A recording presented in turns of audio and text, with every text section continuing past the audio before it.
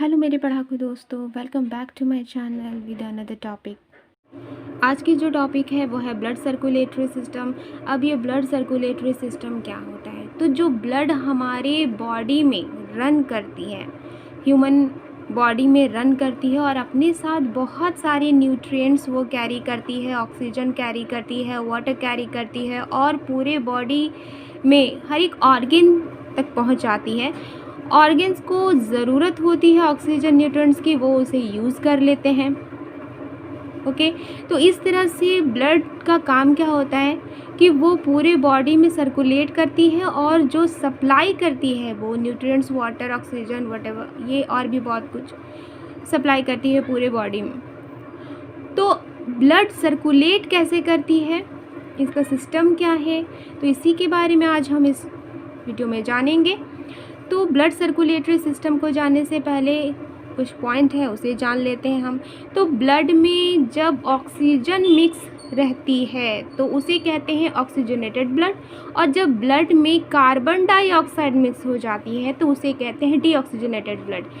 Keep it in your mind, blood में जब oxygen mix रहती है तो वो ऑक्सीजनेटेड ब्लड कहलाती है, और जब ब्लड में कार्बन डाइऑक्साइड मिक्स हो जाती है तो उसे कहते हैं डीऑक्सीजनेटेड ब्लड।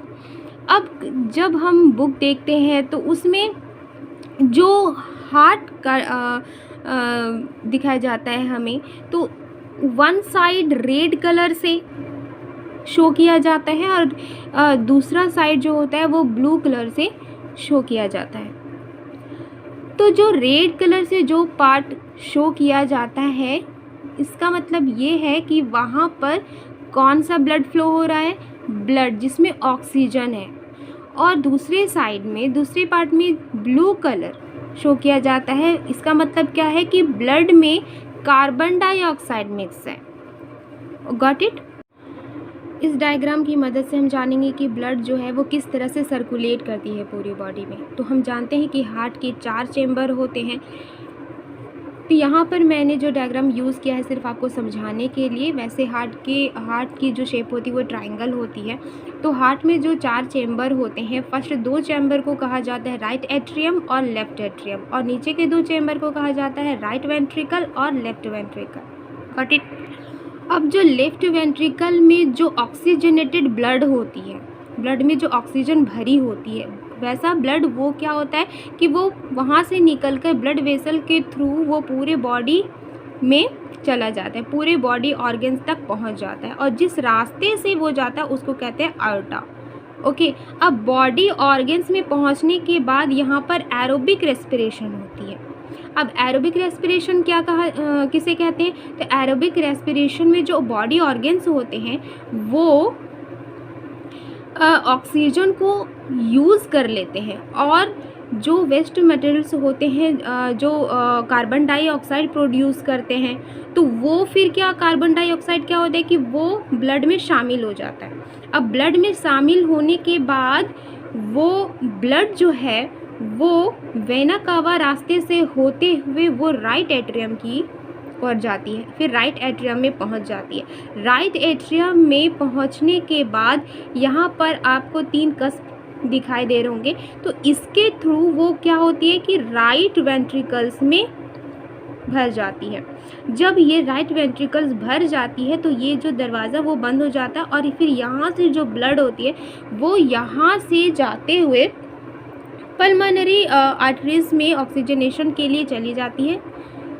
ठीक है, और फिर वहाँ से लंग्स में जब वो जाती है तो लंग्स में जो डीऑक्सीजनेटेड जो ब्लड होती है वो उसमें जो कार्बन डाइऑक्साइड होती है वो रेस्पिरेटरी ऑर्गन्स के थ्रू बाहर निकल जाती है, और उसी रास्ते से जो ऑक्सीजन लंग्स में भर जाती है वो ब्लड फिर उसी ऑक्सीजन को कैरी करते हुए फिर यहाँ से होते हुए पल्मोनरी वेन से होते हुए वो लेफ्ट एट्रियम में आ जाती है। अब लेफ्ट एट्रियम में जब वो ब्लड भर जाती है तो फिर वो क्या करती है कि वो यहाँ पर आपको 2 कस्प नज़र आ रहे होंगे, इन्हें कहा जाता है बाइकस्पिड, और इसके थ्रू वो क्या होता है लेफ्ट वेंट्रिकल्स में भर जाती है। अब जब ये भर जाती है तो यहाँ पर दरवाज़ा बंद हो जाता है और यहाँ से लेफ़्ट वेंट्रिकल से ब्लड वेसल से होते हुए पूरे बॉडी में पहुंच जाती है। तो लेफ़्ट वेंट्रिकल से जो ब्लड बाहर की ओर जाती है ना, वो जो ब्लड है वो लेफ़्ट वेंट्रिकल बहुत ज़ोर से उसे पुश करता है, पंप करता है।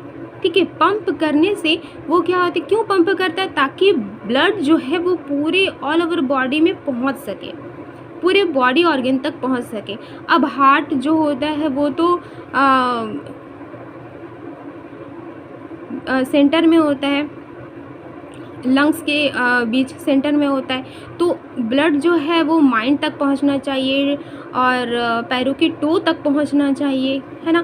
तो इसलिए ये बहुत ज़ोर से पंप करता है ताकि वो बॉडी के जितने भी ऑर्गन्स हैं उस तक पूरा का पूरा ब्लड पहुंचना चाहिए। Got it.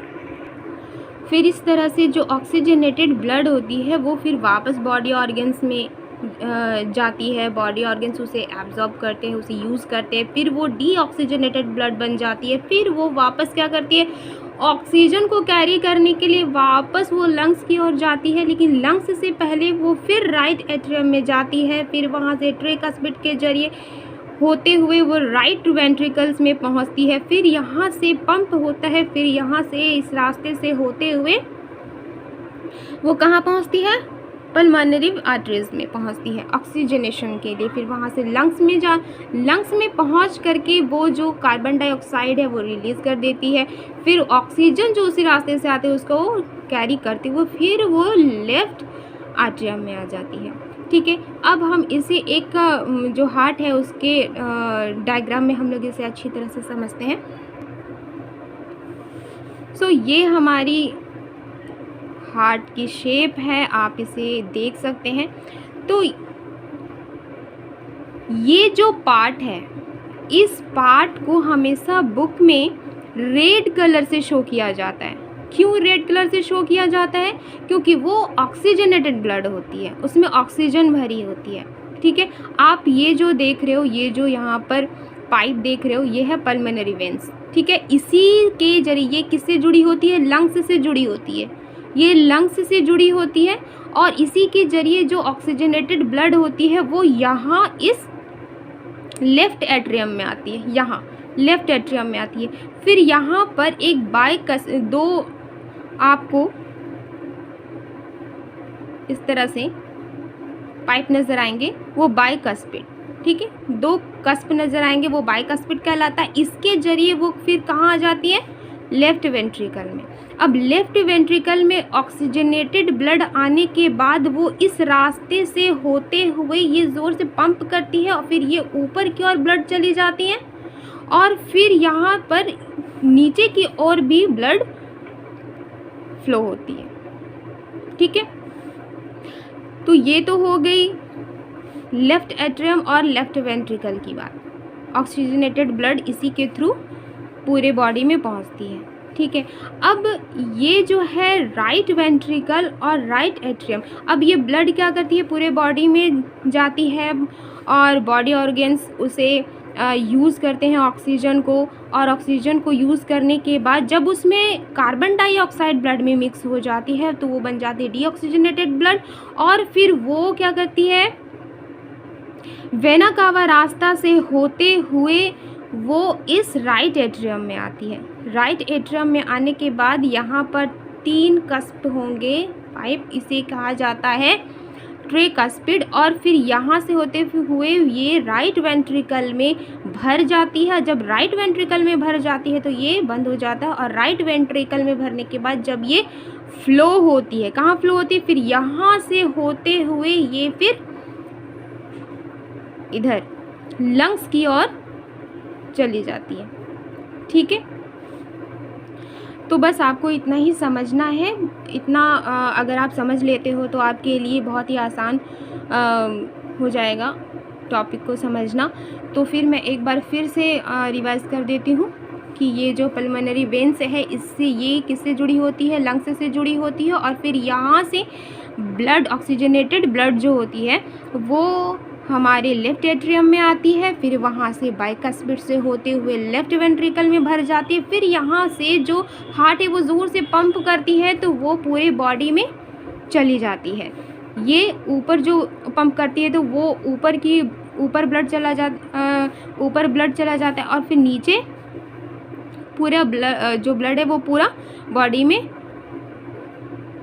चला जाता है। अब यहाँ पर जो डीऑक्सीजनेटेड जो ब्लड होते हैं, जो बॉडी ऑर्गन्स उसे ऑक्सीजन को यूज़ कर लेते हैं, तो वो जो ब्लड होते हैं वो फिर वेना कावा रास्ता से होते हुए राइट एट्रियम में भर जाता है और फिर यहाँ से ट्रिकस्पिड के जरिए वो राइट वेंट्रिकल में आ जाती है और फिर यहाँ से फिर वो क्या करती है, लंग्स की ओर चली जाती है और लंग्स में पहुँचने के बाद वहाँ से कार्बन डाइऑक्साइड रिलीज़ कर देती है और फिर ऑक्सीजन को एब्जॉर्ब करती है और फिर वही प्रोसेस जो पल्मोनरी वेन से है वहाँ से ऑक्सीजनेटेड ब्लड फिर यहाँ से लेफ्ट एट्रियम में आ जाते हैं। यही प्रोसेस चलता रहता है। सो आई होप मैंने 2-3 बार इसे रिपीट किया है। आई होप आपको अच्छी तरह से याद हो गई होगी। आपको सिर्फ याद रखना है, you have to remember only the part of the heart और इसके फंक्शन भी आप याद कर लो। आपको रटने की फिर ज़रूरत नहीं पड़ेगी, आपको सिर्फ नेम याद रखना है, इसके फंक्शन याद रखने हैं और फिर आपका आंसर आप यूं ही आंसर दे सकते हो। सो आई होप कि आपको ये वीडियो पसंद आई होगी और नेक्स्ट वीडियो में हम एक नए टॉपिक सीखेंगे। सो मिलते हैं नेक्स्ट वीडियो में। Thank you.